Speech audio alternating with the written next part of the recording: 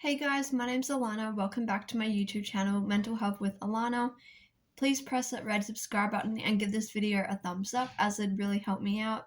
Before I start the video, I also want to let you know that I have a business called Care Boxes by Alana. I create sensory boxes for your mental health. If you're interested in that, then there's a link down below in my link tree where you can check out my shop. The website also has extra resources like mental health apps and crisis lines, so if you're interested, go check that out. For this video, I'm going to be talking about reasons why people may self-harm, and I'm just going to give you some reasons. There's many, and if I leave one out that you struggle with, then I'm sorry, but there's only a couple that I personally can relate to, and I'm just going to be talking based off my lived experience. So people may self-harm for multiple reasons. There's never just one reason. Normally it's a multitude of things. Self-harm is a symptom of mental illness and often goes hand in hand with things like borderline personality disorder or anxiety, depression, any of those type of illnesses. So some reasons that people may self-harm is because they feel dissociated and detached from themselves.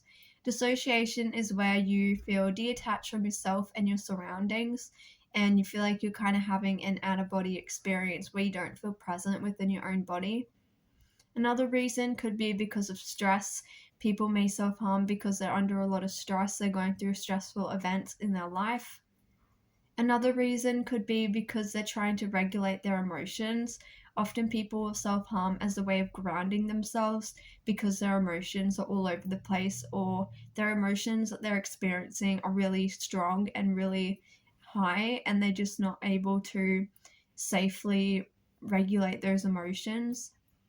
Another reason could be because they're experiencing external situations and stresses in relationships.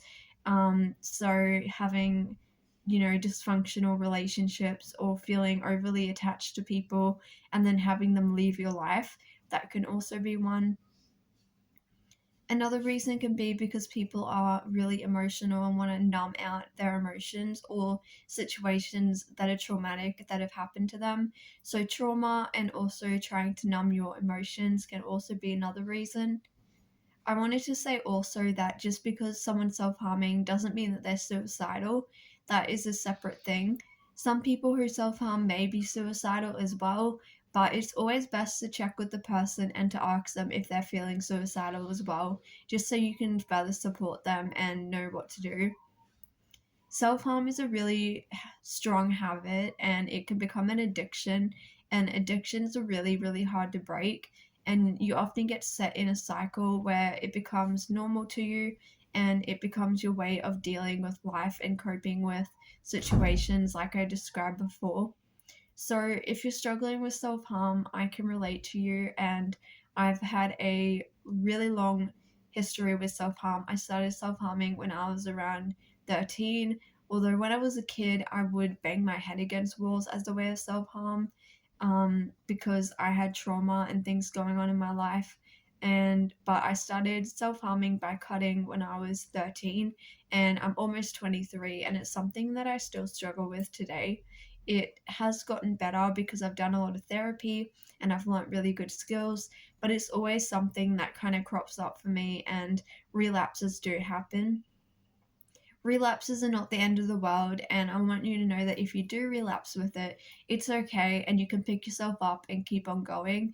It doesn't erase all the progress that you've made, and even if it's only one day, 1 month, or even longer than that, you still made an achievement, and it's still really important to acknowledge that and to validate your feelings and yourself, even if you do have a relapse and you feel like you've stuffed up.